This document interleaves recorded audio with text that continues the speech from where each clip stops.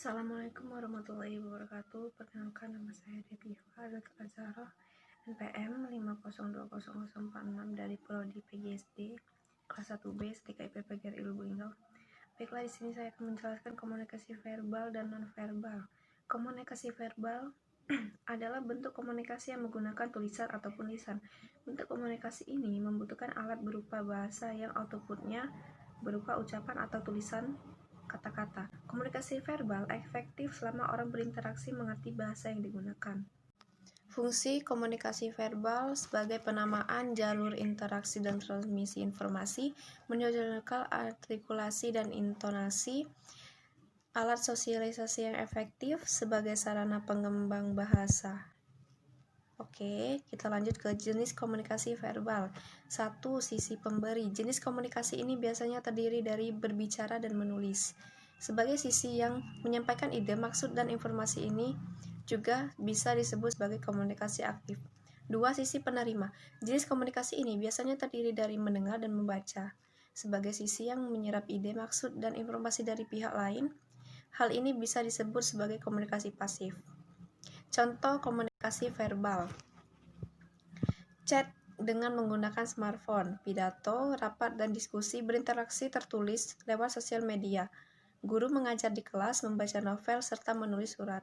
Selanjutnya yaitu komunikasi nonverbal, adalah komunikasi yang tidak menggunakan bahasa secara langsung.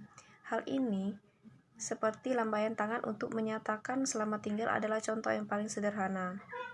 Komunikasi tidak memiliki struktur yang standar seperti bahasa, tapi dengan interpretasi dan logika orang yang dapat mengerti maksud orang lain tanpanya. Jenis komunikasi nonverbal. 1. Komunikasi objek adalah jenis komunikasi nonverbal yang memanfaatkan benda sebagai medium. 2. Komunikasi dengan sentuhan. Ini biasanya merupakan jenis komunikasi nonverbal yang menunjukkan relasi antara orang yang melakukannya. 3. Komunikasi yang memanfaatkan waktu. Seorang datang terlambat, ia menunjukkan rasa tidak menghormati partner janjinya. 4. Komunikasi dengan gerakan tubuh adalah yang paling sering dilakukan orang untuk melengkapi komunikasi verbal. 5. Komunikasi dengan memanfaatkan tempat, jarak untuk berkomunikasi. Seberapa dekat hubungan Anda dengan seseorang berdasarkan jarak dan posisi Anda secara fisik terhadap orang lain. Komunikasi dengan suara. Komunikasi suara ini bukan ucapan, tapi suara yang ditimbulkan tanpa bahasa tertentu. Oke, contoh komunikasi nonverbal yaitu toast atau high five dengan teman sebagai tanda menyampaikan sukses, memeluk seseorang tanda sayang, menggunakan bu sebagai olokan dan tidak setuju.